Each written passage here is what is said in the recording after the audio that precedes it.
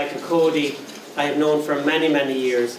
Michael Coady, for whom really memory, music, family are such crucial aspects of his work.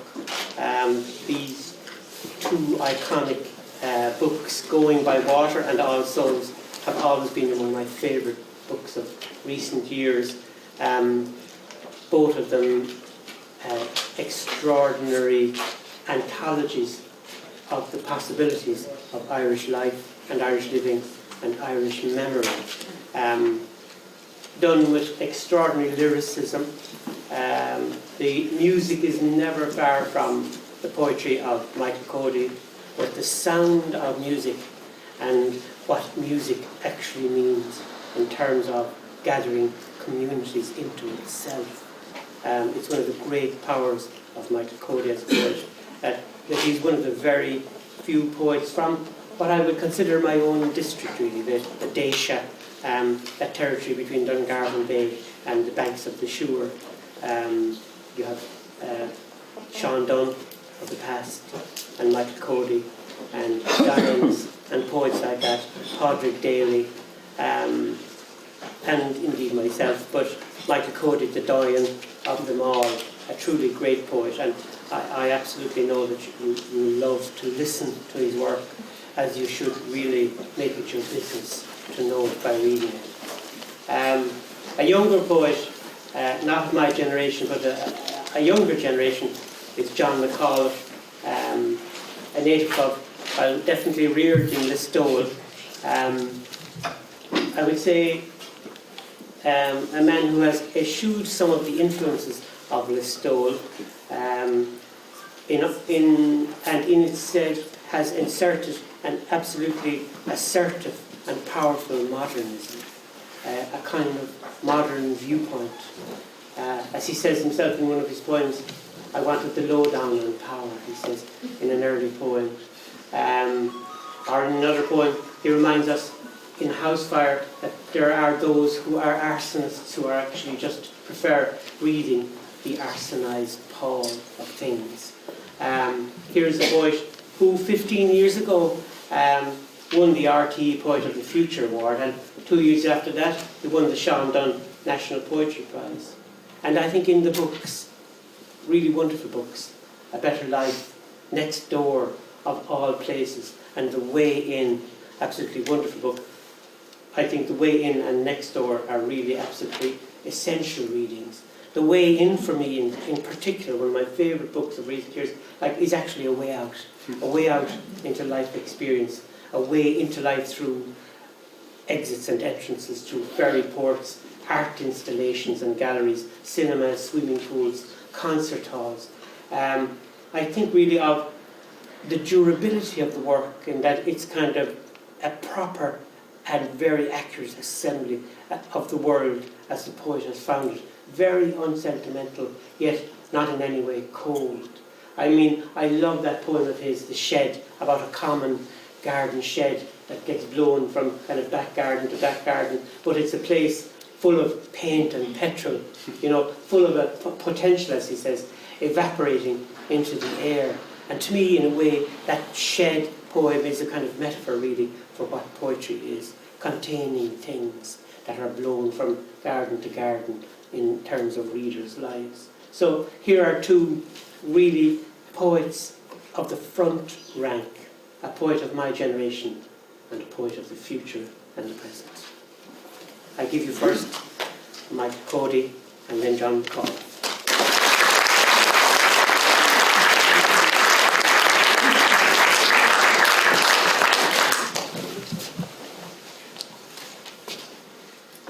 Thanks, Tom, and thank you all. I'm here in this building for the first time and admiring it very much and delighted to see so many people. My standing joke about poetry readings and audiences is be sure to have the civil defence on hand for crowd control. I know time is of the essence, and I'm going to read you about a half dozen poems with little enough comment, because I don't think my work needs much comment, because I don't do obscurity. But Tom mentioned music, and actually I hadn't intended to say this piece, but I will say it for musicians I know who are in the audience, and indeed for everyone. Though there are torturers in the world, there are also musicians. Though at this moment men are screaming in prisons, there are jazzmen raising storms of sensuous celebration and orchestras releasing glories of the spirit. Though the image of God is everywhere defiled, a man in West Clare is playing the concertina. The Sistine Choir is levitating under the dome of St. Peter's, and a drunk man on the road is singing for no reason.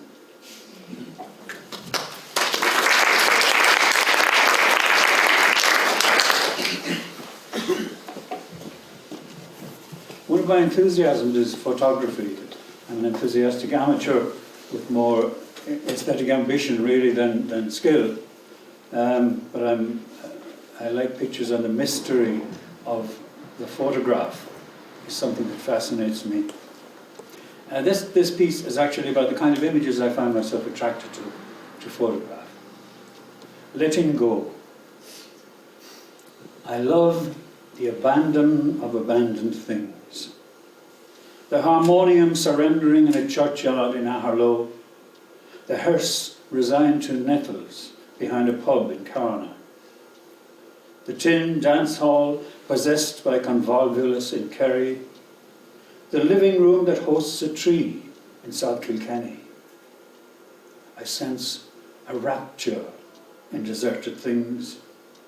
Washed out circus posters derelict on gables. Lush forgotten sidings of country railway stations.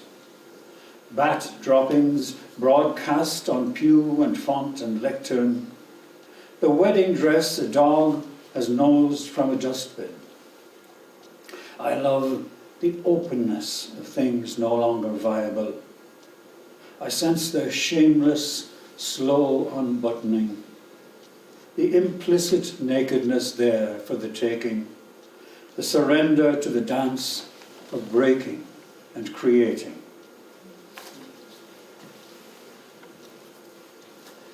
I'm also interested in what somebody called the mystery of meetings.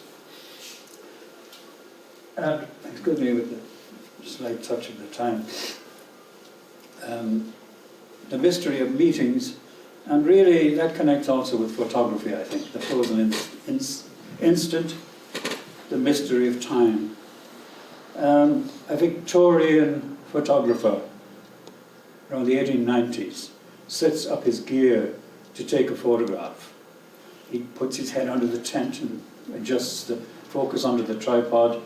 He wants to take a picture of Dungarvan Harbour. Just at the last second, two little boys have come along. They're looking at this and they're wondering, and they stick their heads in to have a look to see what this man is doing. And they are still in the picture more than 100 years later. The unintended, which is part of that mystery I mentioned of photography. In the light of dark. After he had set the tripod up, he ducked beneath the hood, with lens aligned to catch the harbour and the sky, the breakwater with seagulls, the tide just so, the boats in correspondence, the whole comprising all the light that he intended to admit in an unshuttered second, set to leave its mark upon the plate's prepared emulsion. With the tent about his ears, he does not foresee the two small boys who, in that instant, from stage left, appear upon the scene. With the tent about his ears, he does not foresee, curious to know what's going on beneath the hood, and never dreaming there already ghosts on glass, already on their way to meet us in 100 years. Now that we've arrived in time to see the unintended boys, still wondering about the hooded man, still waiting for something to be revealed, we want to slip inside the frame and ask, who are you? And what became of you? We forget that if the boys could speak, they'd still be in the dark about what would unfold for them beyond the moment framed. So also for the hooded man who let in light, so also for ourselves, looking on and in with eyes that blink and peer through the lens of now and here.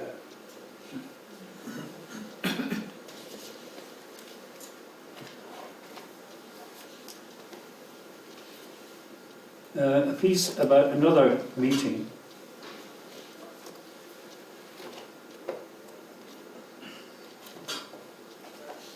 And about music, and about a man and woman meeting. A man who asks a woman to dance. Between the beats at the moorings bar, would you chance the waltz? It isn't a waltz, but he'll dance a waltz to it anyway, knowing no better, and she'll chance it along with him. Neither aware of how hard it would be to do what they're doing if they knew what it is they are doing, which is dancing together in irregular 3/4 time to a steady 4 in the bar, while at the same time facing opposite ways, but towards each other, not yet glimpsing anything of all they begin to dance into being between the beats, including those still unconceived, who in time will stand and weep over each in turn.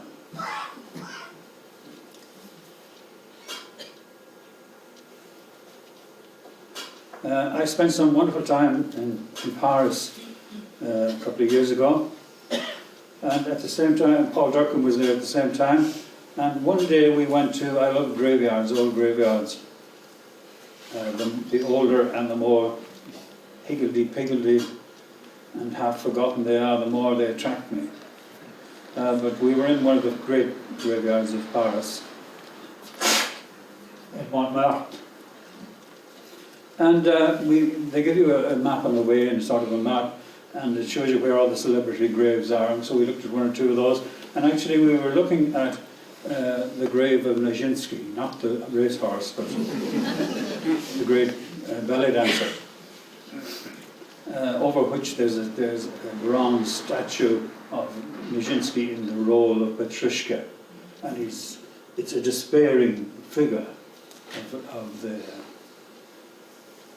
of the puppet who wants to be human. But that is what we were looking at. But the mystery of meetings, as we had spent some time there, I backed off then from the part of the graveyard, and I almost stumbled over another curbstone, and I turned around and I saw another grave which had a small photograph built into the stone, about the size of a playing card. And I looked at the photograph. There's a snapshot of a man and woman walking down the street, obviously lovers, holding hands and with their free hands eating ice cream cones. Obviously a candid picture taken on some street, and I found it fascinating and beautiful. And this poem resulted, in fact, there was a woman close by sitting on a bench, and she was interested in me photographing because I took my camera and I photographed the photograph. All I know about the couple in the photograph is what I saw in the image, together with the detail that both of them died in the same year in their 70s. I know nothing else about the two people except their names. So I'd like to read you that piece. The joie de vivre of Annick and Pierre. Bonjour, Annick et Pierre. Je suis irlandais. a stranger chancing by today, out of all the catchment of our lives and tributary streams of happenstance it took to carry each of you and me to this your Delta place. Just across the path from where, in Montmartre Cemetery, Václav Nijinsky is slouched in bronze over his own grave, downcast as Petrushka, the immortal puppet yearning always for a human heart and face. Nearby, a woman on a bench in April sunshine turns her head to see whose photograph I'm taking, then continues on imperiously filing her nails, while from another corner of her eye she oversees her man, who's within range and hunting down someone's last earthly resting place, as I point the lens to find and photograph the street snapshot of Annick and Pierre that someone singled out in truth and love and grief to set in stone between their names and dates. So there we meet for the first time, although they can't see me within their moment's frame. I see a man and woman, young but not too young, sure of each other, smiling in some time and place, some why and where, open to whatever's on the way, hand in hand and stepping out down a bright street that leads them on towards eternity. Flourishing in their free hands ice creams, cornet du bout, they're about to eat. What are your choice of flavours on the day, Annick and Pierre? Fruits de la passion, mange chocolat, pomme verte or jasmin, pétales de rose, vanille or caramel, framboise or fraise. It lifts my heart to meet you on this day, Annick and Pierre, the pair of you, still showing all the living and the dead how to be human in this world, hand in hand and walking with your ice creams down some street and round a corner, radiant and brave and just about to taste. So I have reproduced the photograph in the book, which you can't see at that distance, obviously. And I had a curious experience since this book was published of having people write to me to say that they were in Paris and that they went to visit the grave.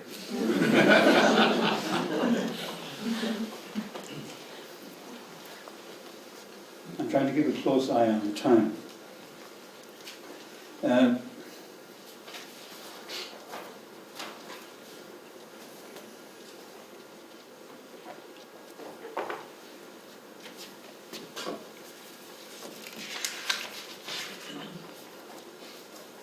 I'd like to read you another piece that is not yet published and returns me to music.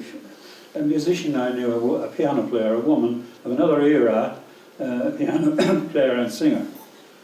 And it's actually based on maybe more than one person I know. But I used to play in dance bands with when I was much younger than the musicians I played with, playing music of a certain era. And this woman's name, I've named her Florrie in the poem. And this is about her removal, that is the funeral rite of removal to the church, on an evening which is a calm, fine evening, even though it's the 6th of January, the Feast of the Epiphany.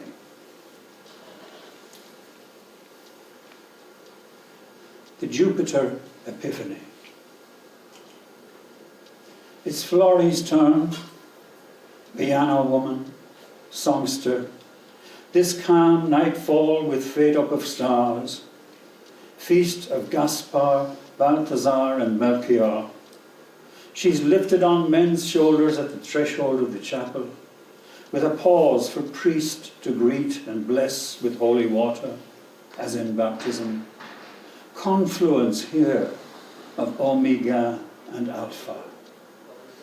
Recall the cadence of the town hall piano, the temperamental mic, the songs, the nights, the nicotine and brandy timbre of the voice. Now, Florrie's all sung out, but sporting still the rouge, the lipstick and mascara, the jewelled fingers that set men and women dancing through their given times, their orbits of the sun.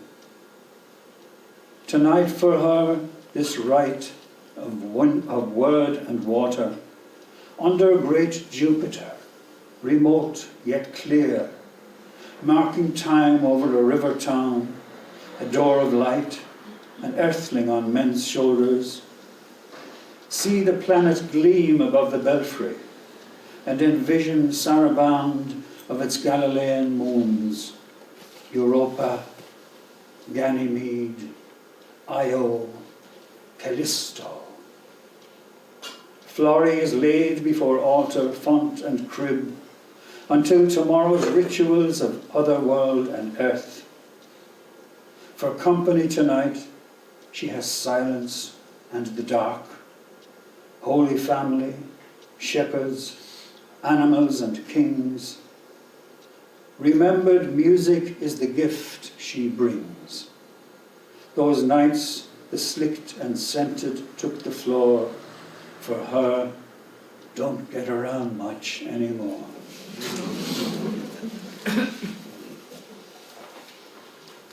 That famous song by Duke Ellington. Two more.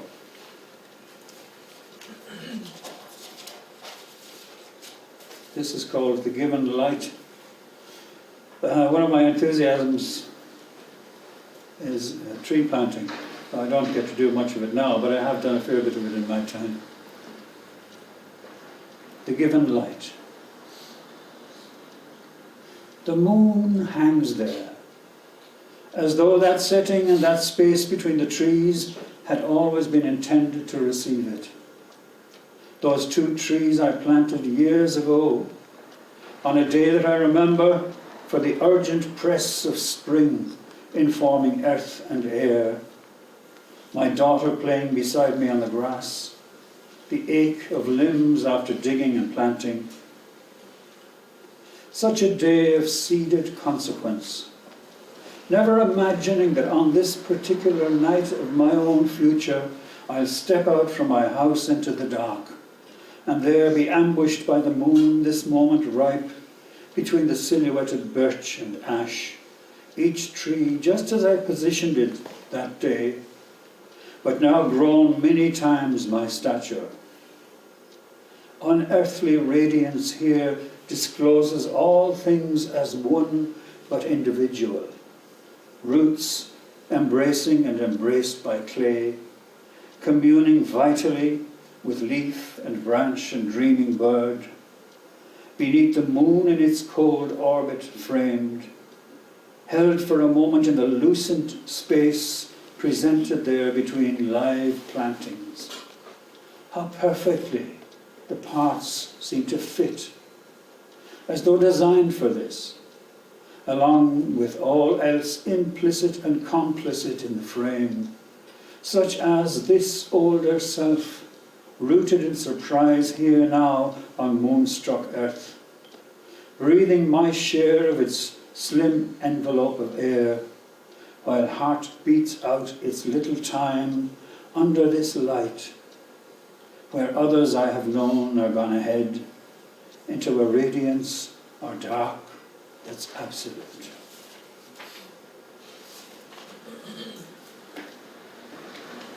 And finally, and with thanks for the invitation to be at this wonderful festival, which really is a wonder,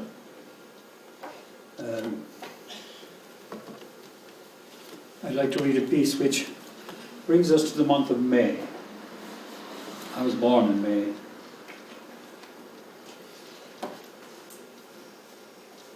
But that's of no great consequence except for myself. It's just a celebration of being there on a day that everything is alive and pulsing. With the woman who is my wife in the poem, working on her allotment, and I, because of my heart condition, being allowed to sit back and just watch. Benediction on the 16th day of May. Blessed be his bad heart, which allows him leave to rest in sunshine on a broken chair, on this feast of Brendan, voyager. Close by, his wife is on her knees, attending to her planting, her strawberries and aubergines, her broccoli and beans and weeds, here in the former convent grounds beside the river. And blessed be that river, sister river of three sisters, its weir song and its ancient bridge, the fire station and the main road to Clonmel. And blessed be too be Chlorine well behind him, and the road to Clonmel to all points west and back, with all its human traffic and its transients. Birds on every side sound out their manifestos, yea, even rooks and jackdaws rasping out staccato climax of their sacre du printemps. We're part of some great symphony, he thinks to tell his wife, but leaves the obvious unsaid, since they both seem so tuned and yet so different within this place and time. Blessed be not saying when there's no need to say. These days he begins to feel the weight of all the times he's been around the star that fuels all this, begins to wonder at how life and time have taught him less and less of certainty, though in some deeper way. He recalls his mother musing towards the end. Do I remember this? Or did I dream it? What matter either way? The winter past was one of storming nights and days that brought their share of last processions touching on their lives. Neighbour, friend, acquaintance, followed by the walking living, heads bent against the weather as they crossed the bridge, the river, to the boneyard on the hill. Blessed be the boneyard and the bent heads that live on. He looks up to the east, the town clock tower above Westgate, and above the clock the sun-warmed salmon and the bell that soon will strike 4 on this afternoon. Here a key change in the river as the current slows, signalling a shift of earth and moon and sun. Another tide surprises, slipping in, taking its time to probe, lay siege, and rise until weir song for now is overcome. Blessed be the broken chair he rests upon. Blessed be the woman kneeling on the earth. Blessed be the stillness as the river holds its breath. Thank you.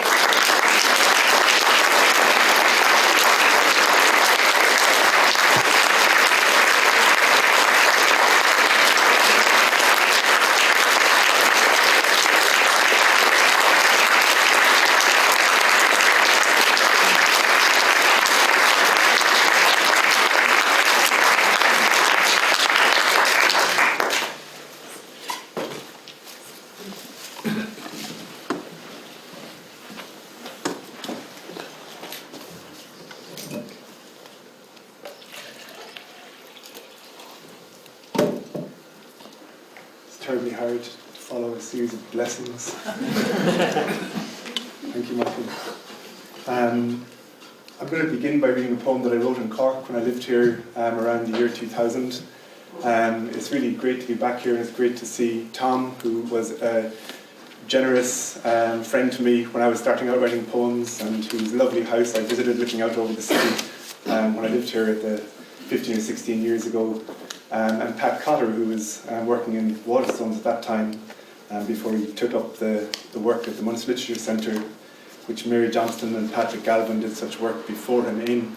And it's really great to see such a crowd here, and to see such terrific poets here at the festival this week. This poem is called Today's Imperative, and it's a version of a poem by Horace. And in Horace's poem, he mentions a lot of landscapes that he quite likes, and then he says, actually, they're not as nice as the place where I live. So I've done that, but replaced kinds of poetry instead of his landscapes. Today's Imperative. Others have herb life, bogland, the bird sanctuary, or man-made canals and urban decay. And they have international flights of fancy too. But wherever they go, it all looks and sounds the same to me. Mountains, some work, a nice sunrise that none of the other tourists sees, or an epiphany that signals a deeper engagement with the local patois, native literature. Then there are the Argonauts who labour in the interstices of a language or two at most, and that crowd whose ambition is to introduce gender to the reader who hasn't got one on him or her. Long warm-ups, agreed movements from A to B and put up the shutters with a lyrical turn, or various little-known fabrics and figures, such as you often find in those who use family detail as glitter to stud the rough black rock of their fictions. And I like all this, but it doesn't live in me. It doesn't wake me up in my skin at night. I'd rather sing to you about what's imperative, so listen. Take your mind off the stresses and anxiety of life, and whether you're in a southern town like Cork or Montpellier, or even Washington or Rome, go pour yourself a glass of wine.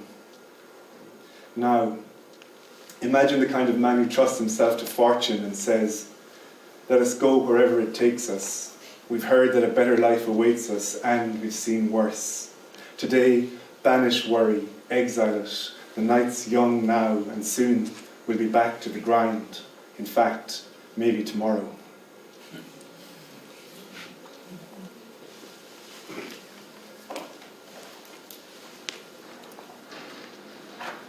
So staying in exotic places like Rome, Washington, Montpellier, and Cork.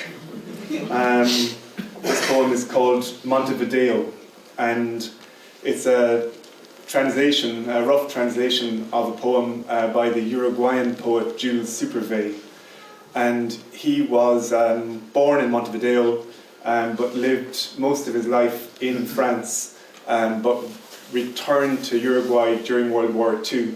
And this is a poem in which he thinks about what formed him. So again, it's a version which resets the poem in the west of Ireland, where I was born and grew up. But the town where I was born is Roscommon, and I couldn't bring myself to replace the title Montevideo with Roscommon. Okay. Montevideo. I was being born, and at the window passing by was the horse pulling the plough in from the brightening edge of the far field, a mosaic which tile by tile the light revealed. Who was driving it? Whoever was up woke the day with a little pop of his whip. Night's other element, an archipelago afloat above the day he had started. Walls raising themselves from the sand and cement and river gravel that had waited in them sleeping tight. A little bit of soul, my soul, slipped by along a blue rail, a line in the sky, and another bit folded itself, under sail, into a sheet of paper, adrift till it lodged under a stone, its wildness caught and settled down. The morning counted its birds, never losing its place. The sweet honeysuckle smell gave itself to the morning's blue swell. In Ireland, on the Atlantic, the air was so affable, such a tonic, that the colours of the horizon came closer to see the houses we lived in. It was me being born, there where the woods almost speak. On his paths the grass grows surely, but not too quick. Underwater equally, seaweed and algae bob and wave. The wind too will fall for them, they make believe. Earth, always about to begin again its orbit, recognises us in its atmospheric dips, feels in the wave and in its profoundest deeps, the swimmer's head, the diver's feet. So having written a poem about being born, I immediately, unimaginatively, wrote a poem about being dead. And this poem, it came from a line of Brendan Kennelly's, which he said that whenever he thought about writing, his line that he gave himself was, "Write as if you're already dead." This is a literal response to it. It's called Soft Landing. And the place names it mentions are in North Cork, where my mother and father are from, and we're here tonight. And my father's sisters are here as well, and they'll recognise some of this territory. Soft landing. What will I be wearing? A suit and tie, good shoes, rouge, and an attempt at lipstick. Will I have my glasses on? And where will it rest, this made-up body? Who with? My father taking me to his mother's, among what rushes on the far side of a new motorway. We'd visit by walking across a field, in a hurry till after, leaving Imfric and not really seeing what she's missing. Common ground, and for company, I know, morbid thought forming around a star, your hard fire. I would be, now or at the hour, in the dark alone first, counting that another success. Breathe the air and smile at this.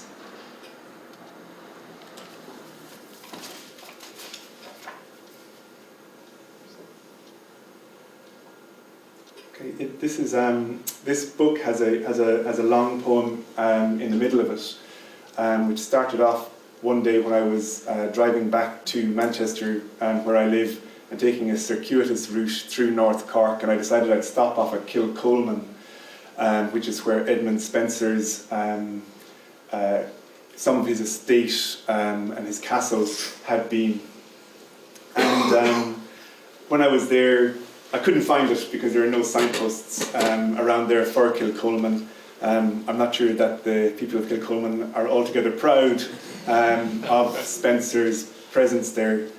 But I was stopping for directions, and this man came out into the road, and I said, "Where is Kilcolman Castle?" And he said, "It's over there, but the man who owns it has barbed wire, and it's electric, and there's a bull in the field, and you better not go." So I went anyway. But then he stopped me and he said, "My name is Colin, you know, and my father never liked me because of that." And he said because his mother had named him for Colin Clout in Spenser's poem. And he said his brother was Patrick and his sister was Bridget. And his mother had done this thing to him. So having never really read Edmund Spenser, I did study him at some point in my degree, but he was taught really as part of colonial history rather than as poetry. I went back and read the poem Colin Clout's Come Home Again, and I really enjoyed it. And in it, Spenser has gone back to England from Cork, hoping he's going to get some more money and maybe a nice place in London, and he doesn't get it. And he comes back to Kilcolman, and his friends come around, and he bitches and moans about how things have gone to the dogs in London. He didn't get any money, and anyway, Cork is more beautiful. And he's talking himself into this for The Fairy Queen, as you all know, is 500 or 600 pages, and Colin Clout's Come Home Again is about 15, so it's very manageable. So this is a sort of a reverse version that I wrote of this travel, looping from Manchester, where I live, through Ireland, and then returning to Manchester at the end, and it goes through various pubs and parts around Cork in the northwest of England. And I'm going to read you the title poem of the book, which is called The Way In, and then two short pieces from it as well. The Way In. At 1 o'clock, and this is a time, but it's a place as well. At 1 o'clock, the old men, and at 3 o'clock too. At 4 o'clock, a stone stairway and the sea, old airs and the lure of a fiddle in an echoing hall. At 6, the window fixed with a green sill. What's done and said is clear from the bare table at which the men sit. At 8, the bar which will go till 10. Then a tower, the introduction of a border, and the extended home whose courtyard a swineherd crosses. In the hallway, velvet gloves, water bottle, a black lace fan embroidered with ghost orchid and dog rose. Inside, a sofa from the 90s, parked by an image of a boggy little stream, whose names and days are numbered in a plan I'm looking up from. Almost midnight, and there are things right here for which there are as yet no instructions. The door, the boat, the way out, the only way in. This is a poem called Swans. The arc of the driveway is what's left, where someone's built a house and tended a lake to walk beside, discussing politics and how a tree moves in the wind. Its music is a jetty drifting away from the boathouse, whose rolled-shut metal door tricks visitors into thinking it holds a life raft.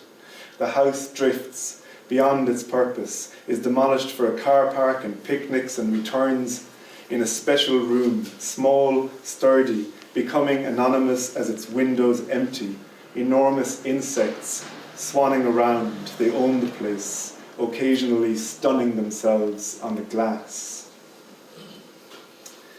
And this is the bit where I get Colin Clout to speak. It's Near Askeaton, which is neither here nor there. I don't know why I put him near Askeaton, but here he is. And there's a couple of lines of Spencer stuck into it. Then want I words to speak it fitly forth. An idea, a name that will forever be entwined with whatever crap is written on the counter or scrawled around the graveyard walls, or scraps of initials and 3-hit bands inscribed on bins by bored and mitching school kids, who'll write of this as well when write they do. It will come into the things they'll dearly name, fields, animals, the house they marry into and their child, and that child's children too will know some guise of this engraved idea I speak of now. Poetry, the language drawing us out of ourselves, hollow boon, vacuum, a screen projecting onto us shades we call our own, which flicker on as we do and don't intend, redoubled among the fields whose stony decorations we ignore and marvel at alternate days. Even you, who hear this song today, rambling off through acres no one we know has ever owned, is the place through which these things can pass, guttering into the hard fire we truly see them by. Someone says, go and live there, in the fire, rather than annoying them back here. But it doesn't work like that. It is what comes and goes. Now he speaks of what the poet calls celestial rage. I prefer to the stone the river's repetitions that swim into view like a premonition, which is also déjà vu. We'll remember the flood as the waters rise up around our waists, the eel and the roach mistaking us for what? Over and over, a discovered heaven, the first kiss, the other world that is not all it's cut out to be.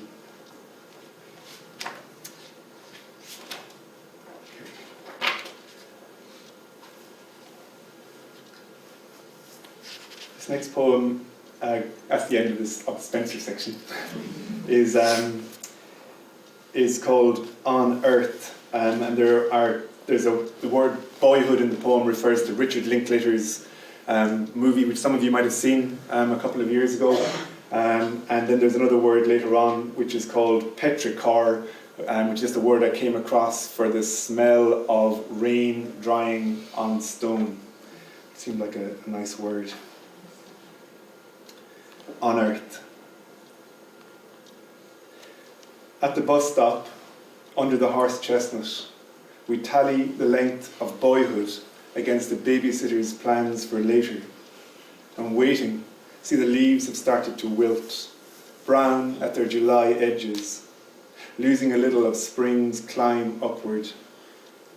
Afterwards, emerged from the dark into a thunderstorm, we see out the tree's arching welcome to spikes of lightning, its base flooding, growing into reduced circumstances, swelling up but still about.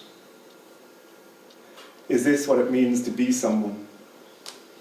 I'm not saying anything, but 24 hours later the smell in the air is of rain drying off stone. Petrichor, the tree's slow and seasonal evaporation. A way of answering to a day, to years of them, that we step into and speak up for.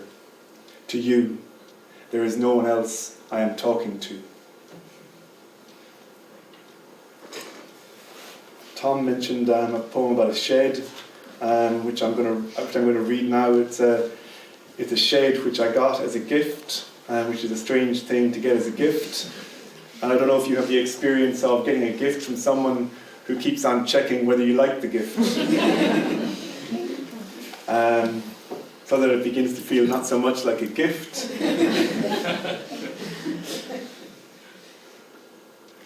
So this poem is called Shed, for Peter Fallon.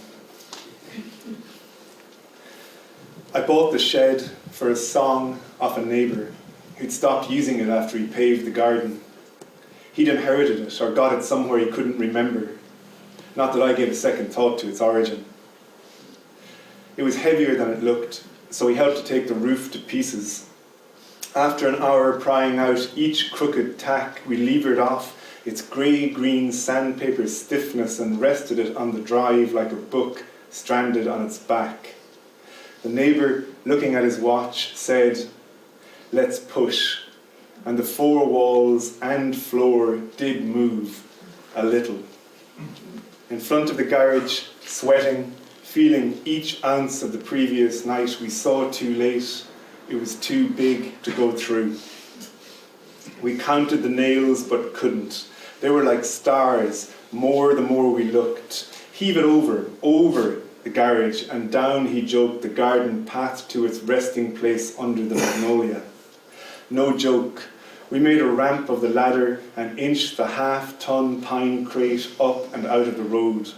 The scraped flat garage roof pitched under our careful feet. 2 euphoric beers later, after we'd lowered it into place, we agreed on 20 quid. Every so often, he still calls in. Today, he's selling up and getting out. He asks about the shed. I say it's fine, so half hidden by April gusts of leaf and petal, he can hardly see it as we look out the window at where it leans against the fence, painted green. The unlocked door opening on the lawnmower and half-full cans of paint and petrol. Pure potential evaporating into the air. But work makes work. Paving the lot, he volunteers, makes more sense. I'm offering him a cup of tea when, before he can collect himself, he starts to resent the 20 quid and leaving the shed behind. It was, he says, almost free.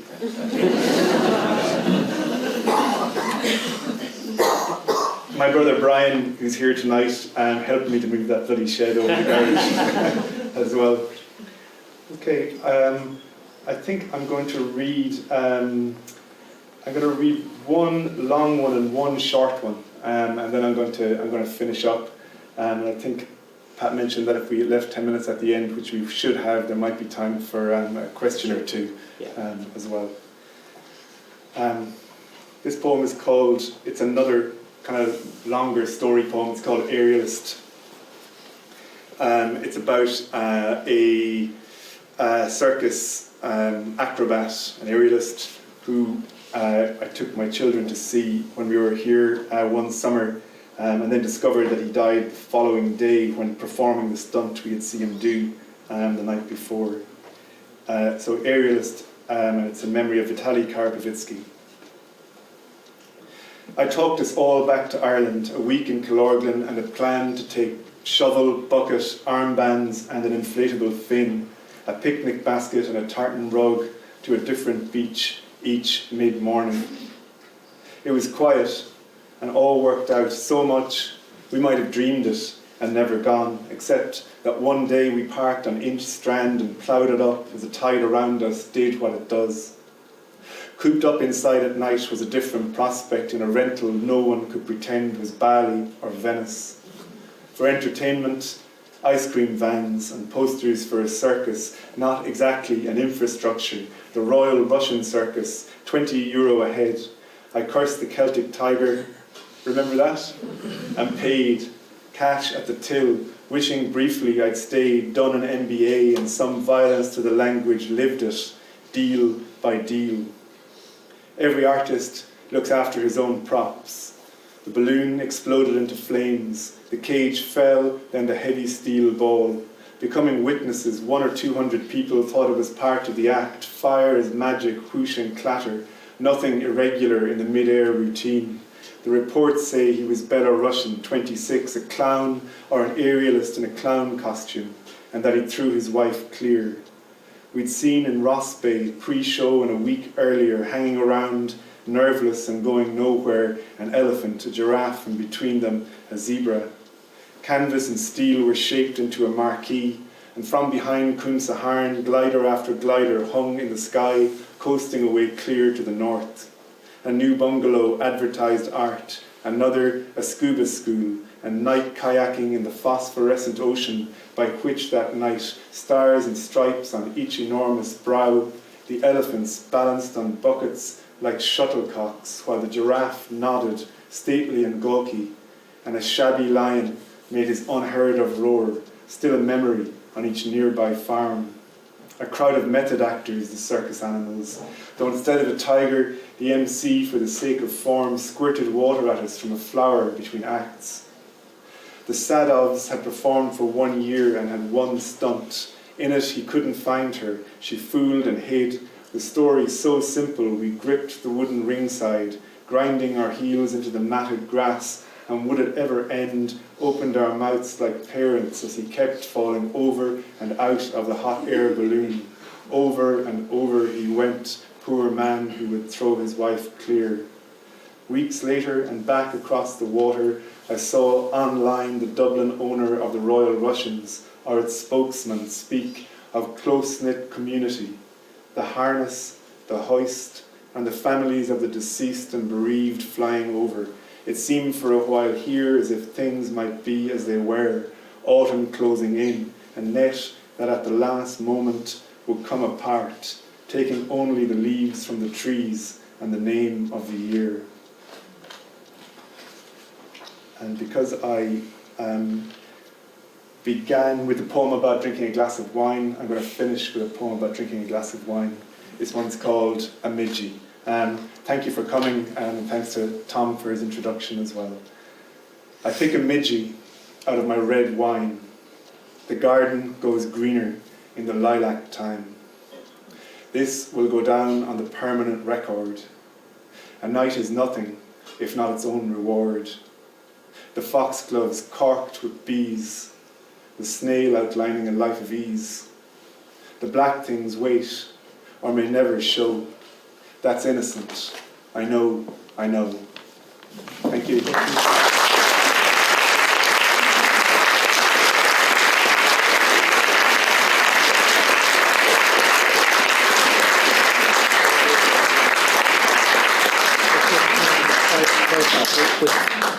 Okay, so we have 5 minutes. Basically 5 minutes, but I've asked the poets to come back just for a second so that I can ask you a question. Actually, I have 2 questions, both similar and different. Come on. Michael, if I was to ask you to think about your beginnings as a poet, the first kind of impulses in poetry, can you separate them from your family tradition in music?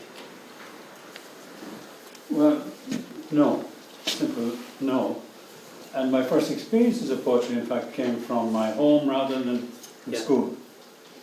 My father used to recite poems, Yeats, The Stolen Child, and other poetry that he loved. In fact, before he was married, when he was a young emigrant in New York in the 20s, he used to go to the New York Public Library. He had no education, no formal education to speak of himself. He used to go to the New York Public Library and copy poems that he liked into a diary, which survived. My sister has that, and it's a precious manuscript to me now.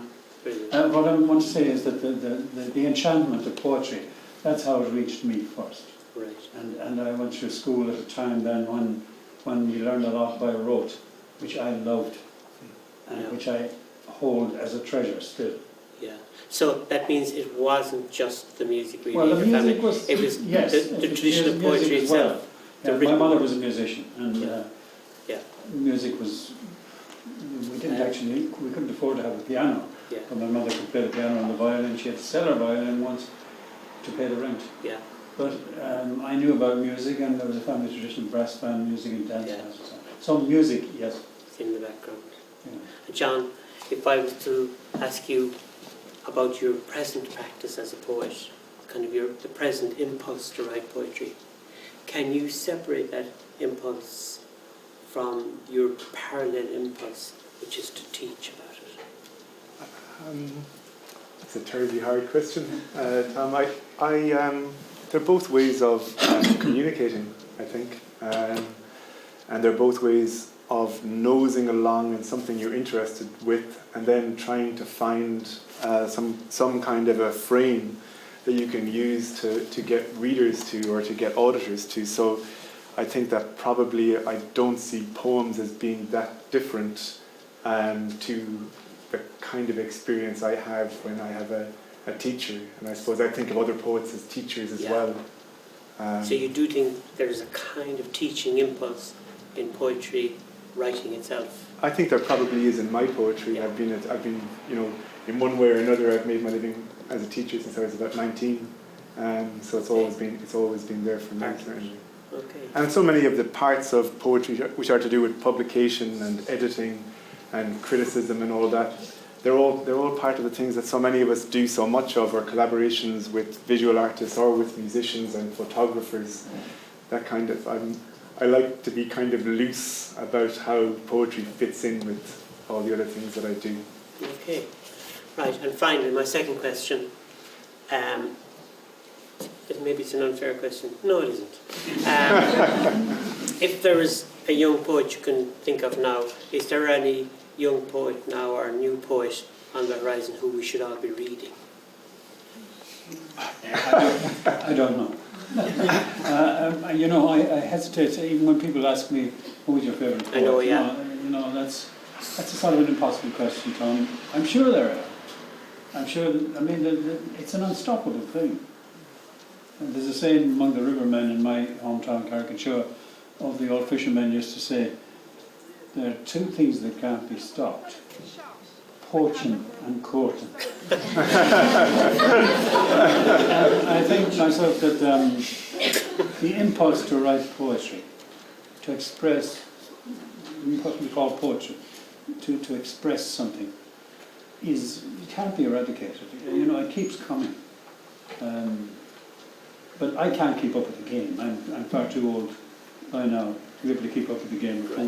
So are you mainly reading your own kind of generation? Well, I wouldn't say that. I like to be surprised, and you can be surprised all the time. Yeah. Even if you take an anthology that you didn't know about and you skim through it, and you'll find things in it, and you'll meet people that you weren't aware of.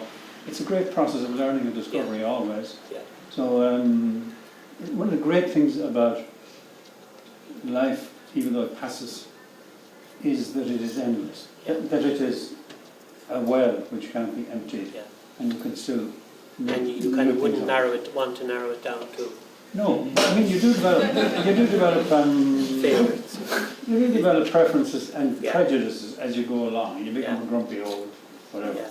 but you can still be ambushed by something when you meet. Yeah. John, is there any particular book we should be reading? Well, I think I met Katrina O'Reilly earlier, and Katrina's book Gesh, which came out last year, is such a brilliant book of poems, and I think anybody who hasn't read it, and I know Katrina's already read here this week, but it's a wonderful book of poems. It's her third book, and it's a great book. And I was talking to Maureen Kennelly earlier, and Maureen was saying that Poetry Ireland is doing an issue in the spring which is going to have 27 poets who have one book or one pamphlet, and if you're looking to be ambushed, that sounds like a good place to go to be ambushed in a couple of months' time. And like Michael says, it's unstoppable.